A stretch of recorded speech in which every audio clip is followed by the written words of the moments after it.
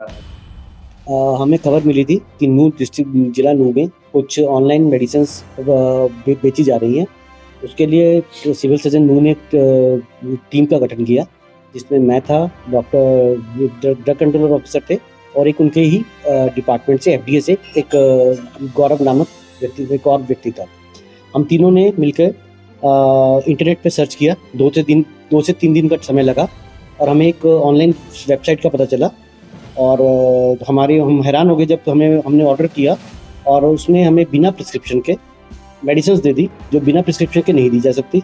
दूसरी चीज़ है, जो मेडिसिन्स उसने दी वो गर्भपात में इस्तेमाल होती हैं और किसी काम के लिए इस्तेमाल नहीं हो सकती हैं। और गर्भपात में जो मेडिसिन इस्तेमाल होती है वो उसकी एक स्पेसिफिक जगह होती है कि जहाँ पे आप अबॉर्शन कर सकते हो, और उसने उसका बिना जांच पड़ताल किए उसने हमें मेडिसिन्स दे दी।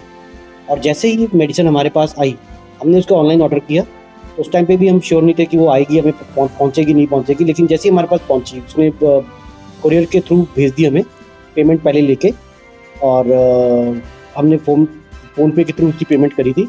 और जैसे ही हमें वो प्राप्त हुई, हमने इसकी कंप्लेंट पुलिस को दे दी और विभिन्न धाराओं में जो बीएनएस की धाराएँ हैं और एमटीपी एक्ट की धाराएँ हैं, उनके तहत हमने कंप्लेंट पुलिस को दे दी है और जल्द ही आगे कार्रवाई होगी।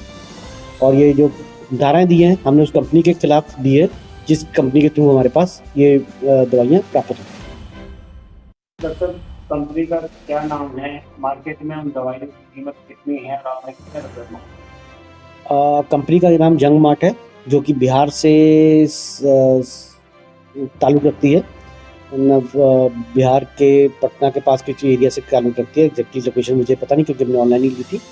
और उन मेडिसिन्स की जो कीमत है वो उन्होंने एमआरपी से हमसे कोरियर चार्जेस एक्स्ट्रा लेके हमसे दी थी।